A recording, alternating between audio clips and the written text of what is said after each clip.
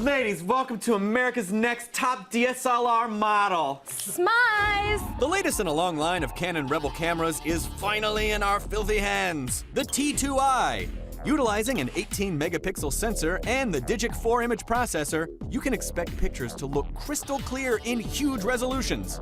HD movies will look just as good too, especially now that exposure can be manually controlled. There's even continuous shooting at 3.7 frames a second, so get your hands on it for $750. You want to be on top? America's next top camera model.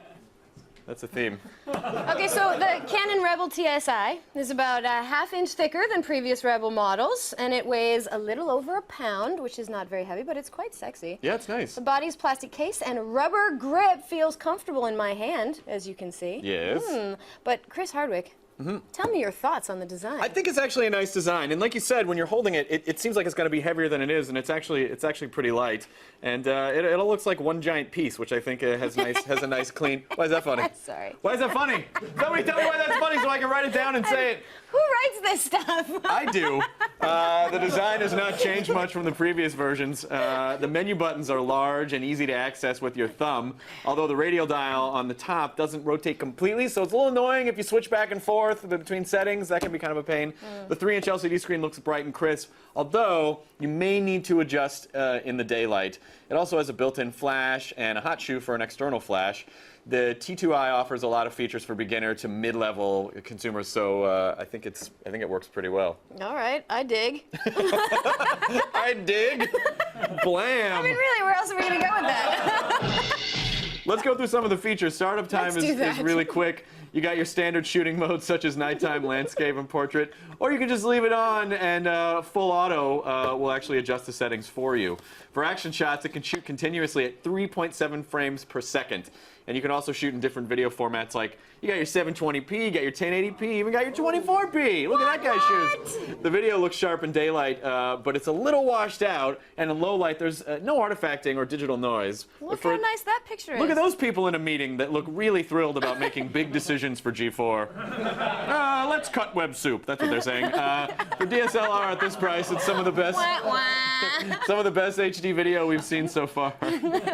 Okay, we all know that the real reason anybody buys this camera is for the 18 megapixels. Yeah. And how do you think the image quality is, Chris Hardwick? I gotta say the picture quality is excellent, Carrie Keegan, since we're using first and last names. The autofocus works as intended, and the image, look at the fronts of those cars! What? Who would take that picture? Nothing has ever been sexier. I like tires.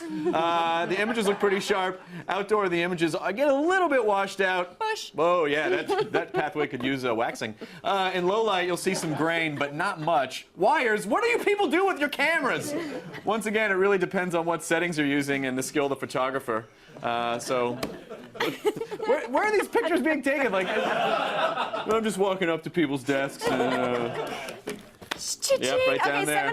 $750 this is going to cost, not including the lens. So how do we think this rates? I'm going to give it a 4 out of 5, Carrie. It has excellent picture and video quality for a DSLR under $1,000. It's not perfect, though, so we didn't give it a 5. But the settings offer a lot of options for those beginner to mid-level users. Okay, so yesterday, you and I were both not here. Exactly. But magically, I know everything that happened. That's right. So we reviewed the Samsung NX10, which is this little guy right here. That's that guy. Who wins, do you think, in the battle of DSLRs? I've got to go with the Canon Rebel T2i because the photo and video quality is just a little bit better than the NX10. It also shoots in 1080p and 24p, and its non-proprietary lens mount put it over the edge. Since you got to use Samsung's lenses only with the NX10, I think that's kind of ridiculous. I don't like proprietary stuff. I was like, come on, make them available for all lenses. The winner! The winner, the Canon Rebel T2i.